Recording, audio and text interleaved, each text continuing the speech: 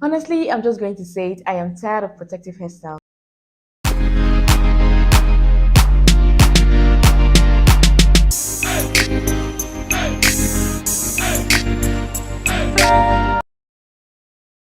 So yeah, this video is mainly for people that are tired of protective hairstyles. They're looking for cute hairstyles they can do, and also doing those hairstyles without having breakage and losing your hair. I know some people they don't like braids, they don't like extension. So yeah, I'm your girl. I'm going to be teaching you alternative hairstyles you can do to prevent breakage on your hair. So if you're new to this channel, please don't forget to click the subscribe button and give this video a thumbs up. So yeah, let's dive right into the video. So the first hairstyle I'm going to talk about I can do in between your long-term protective hairstyles are slick backs. Yes, slick backs. I'm sure everyone has done this hairstyle at one point in their life. Like they are very old and they're very useful. So yeah, slick backs are cute and they're very nice, but they can do a lot of damage to your hair if done incorrectly. So yeah, so when you're doing slick backs, I know you want that snatch look. You want your face, slick back gives us automatic facelift, but yeah, you have to do it in the right way. The right way is not making your bond so tight, like ease it off, so don't make it too tight on your hair. And also you can always alternate it. If you're doing a high puff, you can always do a high puff, do a middle puff, and also a low bun, just so you don't get balding or hair loss at that point you tighten your hair. And also I also recommend you like also doing other things instead of also, yeah, and also slick back can cause your edges to like break out. Like when your hair is so tight, it can cause your hair loss, like in between, like in front of your hair. So I advise when doing slick back, you should be very cautious, and also don't do it every time. You can always switch things up. If you do slick back, do another protective hairstyle just to prevent your hair from breaking. So yeah. So the way I do my slick back, I always section my hair. When dealing with natural hair, I will always advise for you to section your hair. So I part my hair into like two places. I take the back of my hair, I pack it, and then always have this hard brush. I use this hard brush to brush my hair so it can slick well. Then you take this other part, you pack it, you take this other part, you pack it, and then you just join it together. So yeah, when doing slick back, I would advise for you not to use gel because they're not good for your hair and they just weigh your hair down. I'm going to give you a hack. Use castor oil. I'll leave a picture of castor oil on the screen. Use that oil. Castor oils are that thick oils, so they weigh your hair down. So basically, when you're done, you add your castor oil to your hair. It weighs down your hair, and your hair is more sleek. And then you add your scarf just to tighten it and give it that snatch look. And you leave it for like, let me say, 10 minutes, and then you remove it. You see that your slick back is looking slick, like literally it is slick. So yeah, that's one hack I'll give you guys when doing slick backs. Try it out and leave it in the comment section if it worked for you. So yeah, so the next thing I'm going to talk about are twist outs and braid outs. So I mainly do braid out because I don't know, I just like it. So yeah, I use braid out to grow my hair. Like when I'm done with a long-term protective hairstyle, like now I have braids right now. So once I'm done, I just want to take a break. I always just losing my hair and allow my hair to breathe literally, and then I take cute pictures. And yeah, so the thing about braid out is when you have long hair, like your hair is longer, like past your shoulder length, and you just leave your hair out, if you're not taking care of your hair very well, it can lead to single strand knots and breakage. So that's why anytime I losing my hair, I always put in like a high puff or a low puff just to prevent it from being on my hair. Or if I want to leave my hair down, I wear materials that are not cutting, like I just wear sleek like material so that it doesn't rub off on my clothes and then lead to single strand knots and breakage. The ends of your hair are like the weakest parts of your hair, so they need tender love and care. So that's why I always take care of my ends. If I'm not tying my hair up, I always wear materials that will not like get my hair stuck in them. So yeah, braids out are very cute hairstyles to try out. So yeah, if you want like a break during your protective hairstyle, you can always do braid out. They're very easy to do. Like I'll leave some pictures of some hairstyles I've done with my braid out. So yeah, for braid out, when you're going to bed, your hair is just there. So I won't advise you to just wear your bonnet and then go to sleep. Nah, girl. The next morning your hair will be matted and all. So I always advise when you're going to sleep, always braid back your hair in braids so that your curl pattern can be defined. Like your curls will still be popping after, and also just prevent you from too much manipulation of your hair. We're trying to we're all about length retention here. So we're not trying to make your hair just because you want your hair to braid. You don't want to lose so much hair. So yeah, when you're going to bed, I always advise you mat your hair. Even if you cannot braid it, just twist your hair and then put in a bonnet and sleep, so that at least the next morning your hair is still good and you can easily just walk around with it. And also, I forgot to mention when I was talking about slick backs. When you're doing slick backs, I forgot to talk about the ends. Your hair is out behind, so you can always like twist your hair or braid it at the back and then just pack it up just to make it look more cute and more presentable. Your ends are the weakest part of your hair. You need tender love and care. If you're not taking care of the ends of your hair, you're going to be losing hair. Even if you're growing hair and you're losing the hair, that means your hair will still be stagnant. So we're all about growth here. So we're trying to make, even if we're allowing our hair to breathe, we're not trying to make all our hair to get lost. So basically, yeah.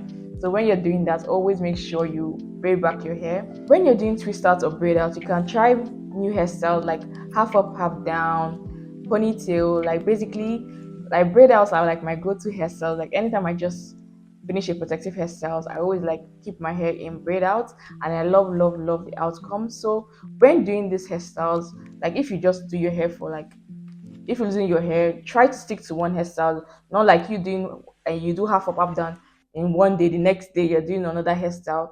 You're going to lose hair because anytime you touch your hair, anytime you manipulate your hair or you try to change your hair, you're losing hair. So I always advise you to keep your hairstyle for at least 2 weeks before you switch it up to another hairstyle to prevent manipulation and breakage of your hair. We're trying to still retain length even though we're trying to do cute hairstyles.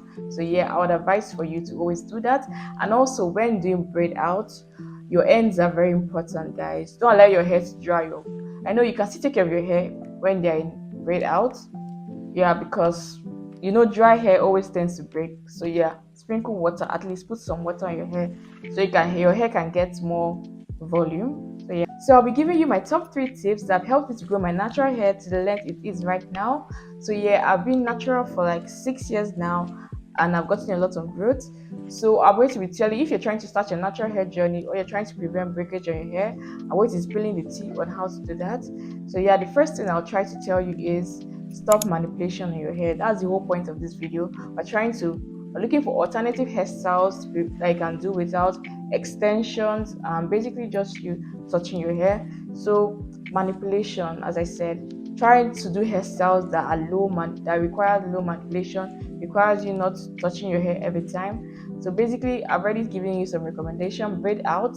So when you're braid out, you always make sure your hair is, if you do one hairstyle now, let me say you do high puff, make sure your hair is like that. When you want to sleep, at least twist your hair up and then wear your bonnet to prevent your hair from matting, and then the next one you can loosen it and still cute hairstyle. You can keep that for like, let me say, 2 weeks thereabouts, and then you can choose to switch things up. You can decide to do like a lower bond, or you decide to do a center part and then pack your hair. Do use this, but make sure you keep that hair for like 2 weeks before you change another hairstyle to prevent manipulation, because your hair grows is your ability for you to retain length. That's what matters. If your hair is growing and you're not retaining length, that's where you get some people say that your hair is stagnant and you're not retaining length. That's because their hair is growing, but they're not taking care of the ends of their hair. So the growth is coming and this part is growing off. So the hair is not really growing at the space they want. So we're all about retaining length in this video, in this channel. So if you're interested in that, keep watching. So another thing is for you to know the kind of hair strands we have. So we have 3 different types of hair strands. We have the tiny hair strands, the medium hair strand, and the thick hair strand. For me, I have thick hair strand. So when you know your type of hair strand you have, you can know the particular protective hairstyle to go with. So yeah, for me, I can do box braids. I can do like, since my hair is thick, my hair can accept extension and other hairstyles. So yeah, when you know the protective hairstyle you can do, then you know what you can that works for you. So yeah, the thing about protective hairstyle, I remember when I was much younger, I couldn't keep my hair for like 3 weeks. I always want to try out new hairstyles. You know how you see on Instagram, you see like new trendy hairstyles, you want to try it out. But yeah, like now, right now, I can do protective hairstyles and keep it for like 2 months. That's crazy. Like before, I can't keep my hair for up to like 3 weeks. I would have changed my hair, but now that's why I always advise doing longer protective hairstyles.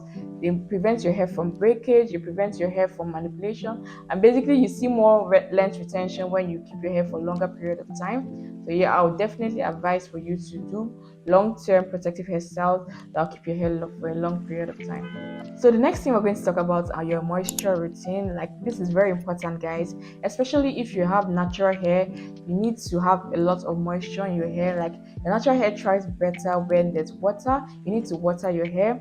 So like just take your hair. Natural hair as a plant. You know how plants they thrive better when there's water. So does your natural hair. So when your hair is dry, you get a lot of breakage. You get a lot of split ends. So I currently use a method that's the LOC method, which is liquid, oil, and cream. So this method makes your hair moisture to stay longer for a period of time. Makes your the moisture routine to stay longer in your hair. So basically, L means liquid, O goes for oil, and then C goes for cream. So basically, the liquid I use water. I use for my oil. I use the castor oil, and then for my cream I use shea butter. Like shea butter keeps seals in the moisture for a longer period of time. So I'll definitely recommend it. So yeah, those are that's what I use for to keep my moisture routine stay longer. My hair to basically just stay longer. So the next thing we're going to talk about are treatments. Treatments are very important in the natural hair community. Like they help to strengthen your hair. They're basically very good. So when I started my natural hair journey, I didn't know like what treatments to be using on my hair. So I actually used my hair to learn, and I learned very well. So I learned about the protein treatment. So protein treatment are basically treatments you do on your hair to improve the strength of your hair and the overall well-being of your hair. And it also like if your hair lacks, if your hair is dull, doesn't have that shine, definitely you need a protein treatment. Another treatment I also recommend are hot oil treatments. Hot oil treatments are done when your hair doesn't have that shine, it's dull, is not giving. So hot oil treatment you can use like castor oil, put your hair in, when you've washed your hair, you just put the oils in your hair and then you steam it with your steam cap just to get the oils in your hair and make your hair to get that shine. So yeah, those are one treatment I would definitely recommend. And also deep conditioning too. If you can't do protein treatment or hot oil treatment, you can also do deep conditioning treatment. The way you do it is that once you washed your hair, just apply it. Or applying it to a scalp, so your scalp you're concentrating more on, and then you put in your steam cap just to get the deep conditioning into your hair, and then you wash it off since the deep conditioner is not leave-in. So yeah, once you're done that, you add the leave-in, and that's the whole process. So yeah, I hope you guys enjoyed this video. Let me know the treatments you've done on your hair and which one worked for you. I would love to hear from you guys. See you guys in my next video. Bye.